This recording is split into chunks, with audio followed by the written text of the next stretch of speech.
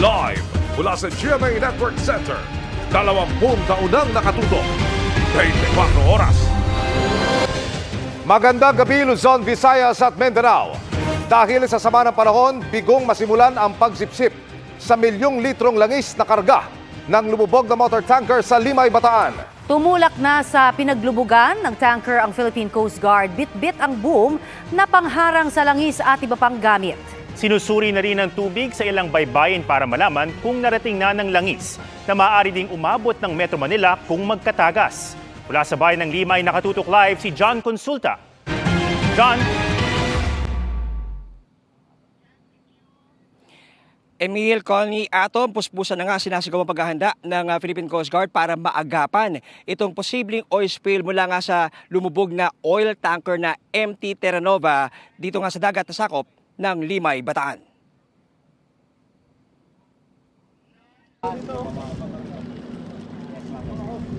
Tulong-tulong ang mga tauhan ng Philippine Coast Guard Bataan sa pagkasakay ng oil spill boom at iba pang equipment. Ang boom ay pangharang sa pagkalat ng langis na pinangangambahan sa dagat ng Limay, Bataan kasunod ng paglubog doon kahapon ng motor tanker o MT Terra Nova. Ito nga yung private salvage company na tutulak ngayon sa bahagi ng karagatan ng Limay, Bataan kung saan lumubog itong MV Terra Nova. Ayon sa Philippine Coast Guard, itong grupong ito ang siyang gagamitin para sipsipin ang 1.4 million na litrong industrial oil na nakarga nitong MV Terra Nova. At sa oras na masipsip ito ay kakarga naman, ilalagay dito sa mga plastic containers na ito para talaga namang maalis sa peligro itong karagatan ng Bataan. Ayon sa PCG, sa ngayon ay oil sheen o oil slick pa lang ang nasa pinaglubugan ng barko. Pero sakaling tumagas ang langis na karga nito, pinangangambahang umabot ang oil spill sa Metro Manila at iba pang karatig lugar. Hanggang Paranaque, Nabotas, itong Manila, Bulacan, at Pampanga. So we are coordinating with the local government units of these areas, plus dinispatch natin yung mga personnel natin para monitor. Okay, just to prepare. Sinimulan lang suriin ng Coast Guard ang tubig sa paligid ng lumubog na barko. Pero dahil sa sama ng panahon ay di masimulan ang siphoning o pagkuha ng langis mula rito. Pinagbawal naman ng munisipyo ang pangingisda sa lugar. Sa pakipagtulungan po ng mga barangay captains natin, siyempre po nagpe-prepare din po ng mga tulong. Kumuha na rin ng water sample ang Penro EMB sa iba't ibang coastal areas sa Limay at Mariveles para malaman kung inabot na sila ng langis.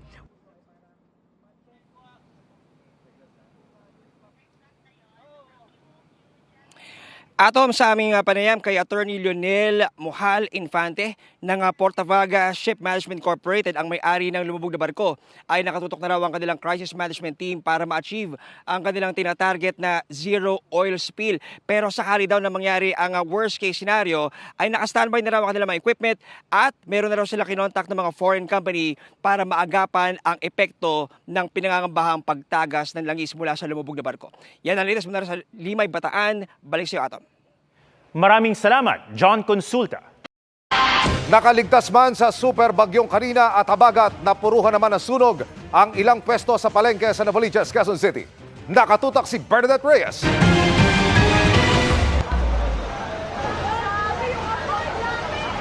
Ginising na makapal at maitim na usok ang mga taga-barangay Santa Monica, Novaliches, Quezon City.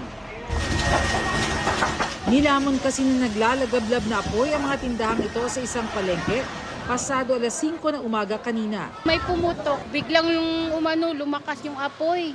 Yun, hanggang umabot na dyan sa amin.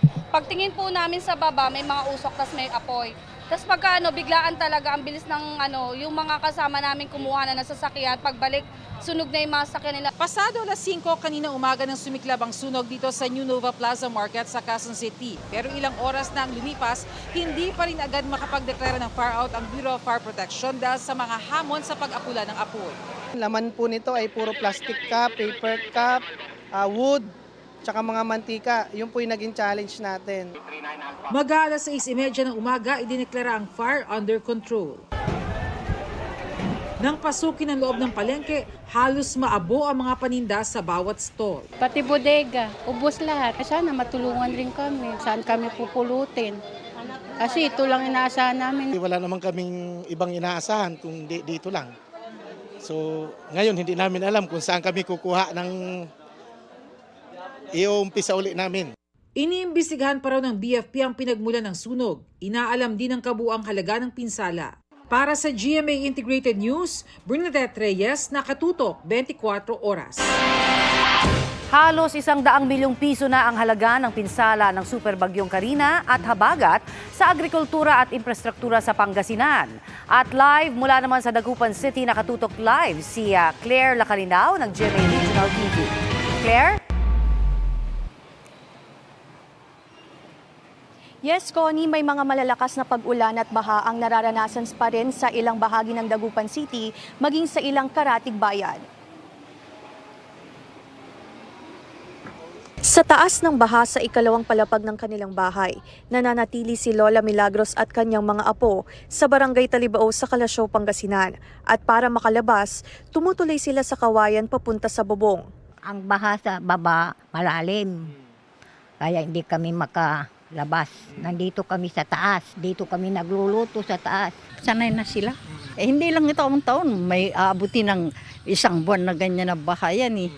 Kabilang sa dumadaloy sa Kalasyaw at bayan ng Santa Barbara, ang Marusay Sinukalan River na nasa 7 talampakan ng lalim as of 9 a.m. at malapit na sa 8 kalahating talampakang critical level. Pinagtatanggal na ng Santa Barbara MDRRMO ang mga nakabara tulad ng mga water lily na inanod galing sa ibang bayan. Sa taas kasi malakas pa ang ulan kagabi, kaya hindi ko alam kung gaano katagal bumaba yung tubig galing doon sa kanila. Baka maapektuhan kami. Umapaw na rin ang Payas Creek na nagpabaha hanggang binti sa Barangay Anolid ng Mangaldan, Pangasinan.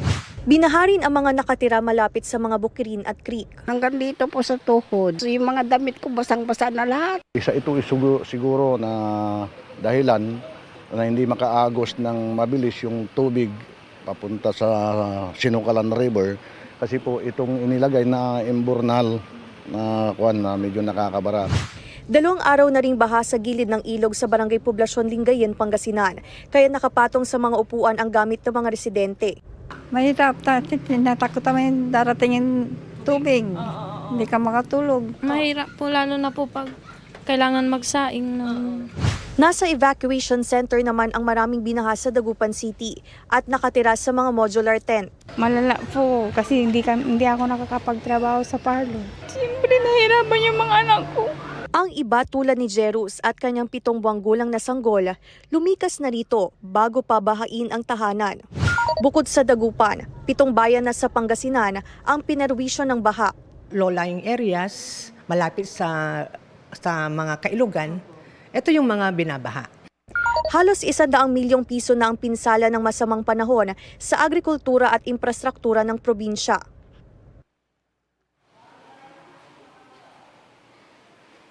Connie, patuloy ang pag-iikot ng mga tauhan ng City Hall sa mga binahang barangay tulad dito sa Barangay Maluwad, Dagupan City kung saan 12 pamilya na ang lumikas. Connie. Maraming salamat, Claire Lacaninaw ng GMA Regional TV. Huling Biyernes bago ang pasukan sa public school pero tiyak nang di makasasabay dyan ang 700 paaralan. Mahigit 200 dyan ang baha habang ang iba ginagamit na evacuation center. Nakatutok si Sandra Aguinaldo. Sa gitna ng malakas na pag-ulang dala ng Habagat at Super Bagyong Karina, ilan sa mga nalubog ang mga paaralan. Ganyan ang naranasan sa public school na ito sa Sarat, Ilocos Norte. Libertad National High School sa Abulug, Cagayan at Kagisikan Elementary School sa Calapan Oriental, Mindoro na umabot pa sa 6 na talampakan ng baha. Ayon sa DepEd, 246 na eskwelahan ang binaha.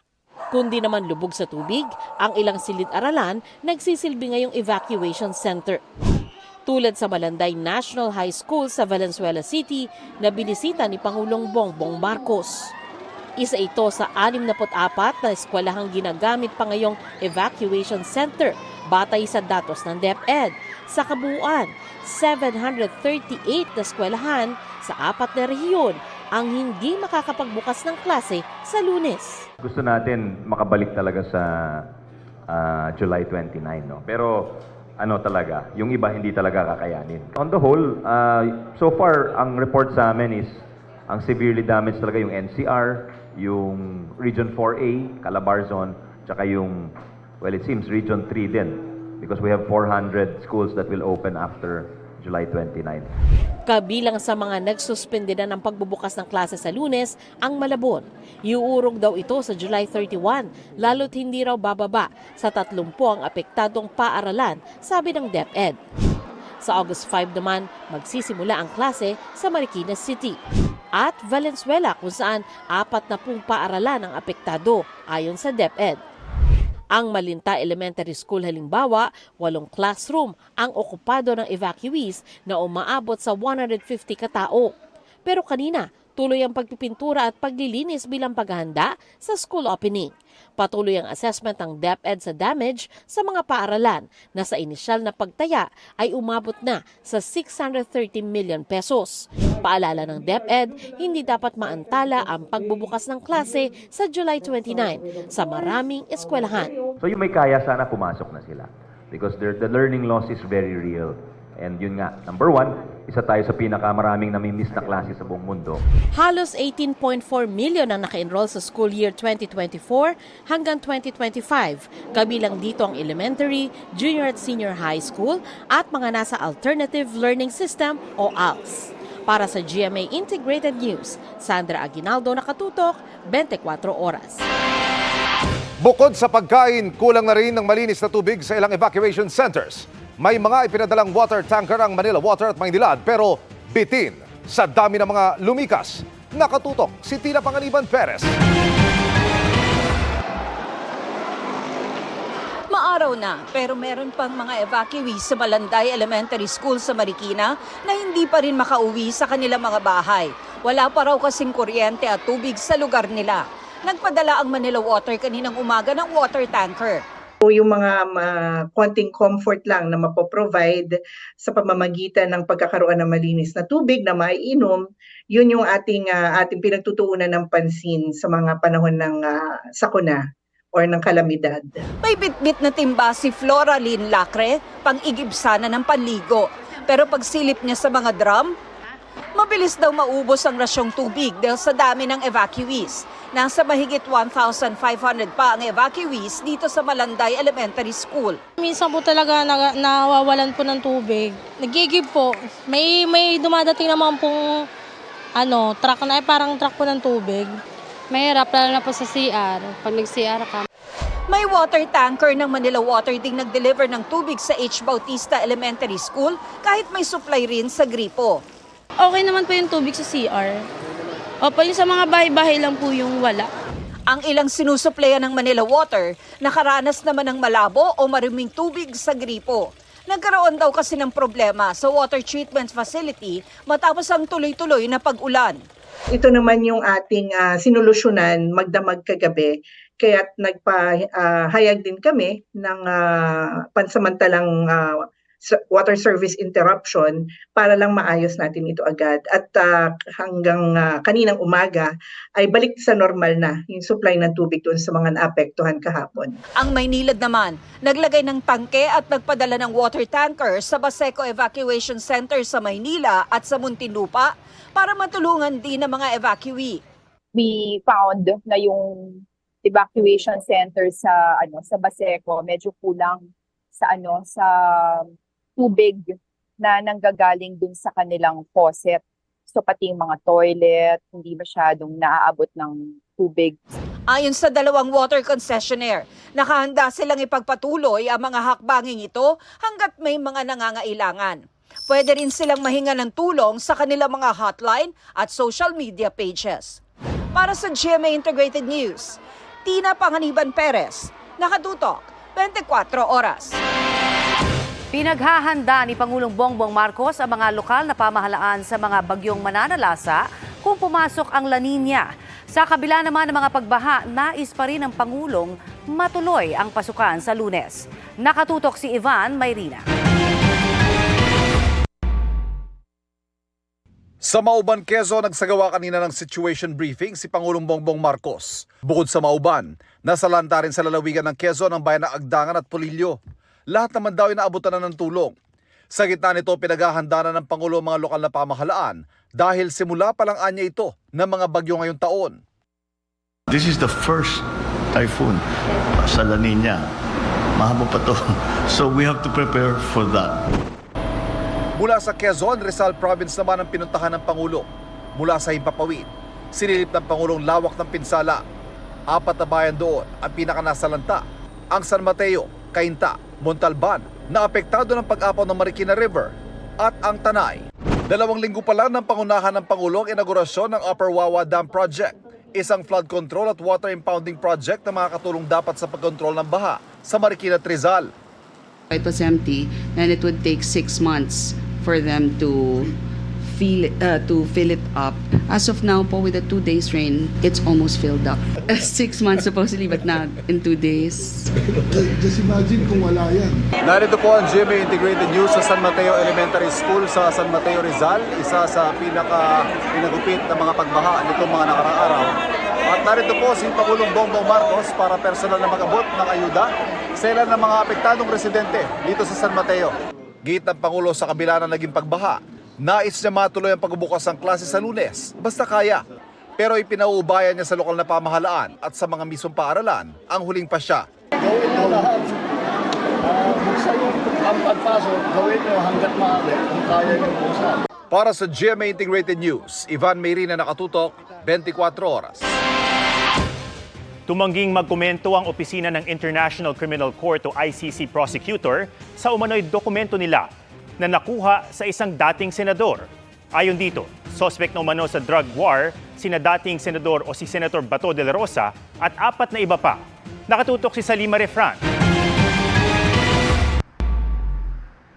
Pinangalanan na umano ng International Criminal Court prosecutor bilang suspect kaugnay ng Duterte drug war si Senador Bato de la Rosa, PNP chief na nagpatupad ng kampanya. Base yan sa dokumentong nakuha ni dating Senador Antonio Trillanes IV sa opisina ng ICC prosecutor. Suspect din umano sina dati ring PNP chief Oscar Albayalde, dating PNP CIDG directors Romeo Karamat Jr. at Eliazar Mata at NAPOLCOM Commissioner Edelberto Leonardo. Sabi sa dokumento, may sapat na basehan para paniwalaang nakagawa sila ng mga krimen na nasa jurisdiksyon ng Office of the ICC Prosecutor para usigin.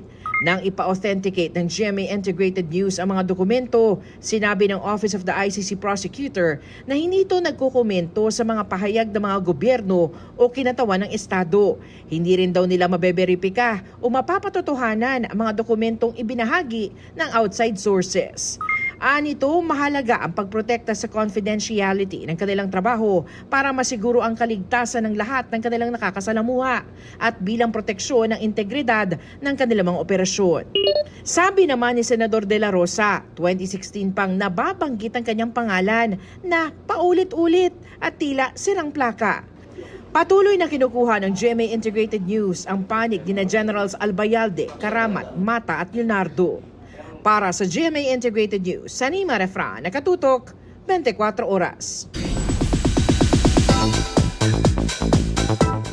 Good evening mga kapuso! Proud na ipinakilala ni Barbie Fortesa sa pagsalang niya sa GMA Integrated News interviews ang gagampanang character na si Adelina sa Pulang Araw. Naniniwala rin daw siyang mahalaga ang serye di lang para sa kanya bilang artista, kundi sa mga manonood. Yan ang chika ni Nelson Canlas. No Espanyol. Despacito.